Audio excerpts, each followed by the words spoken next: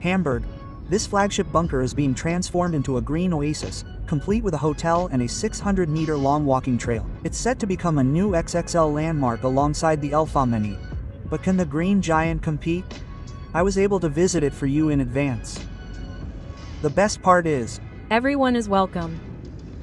As admission is free, and the 360 degrees view from the roof garden is unique.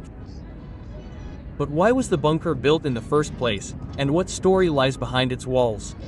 In recent years, it has been raised by 5 floors.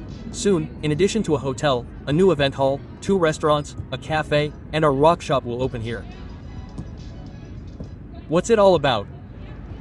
And why is it's unlike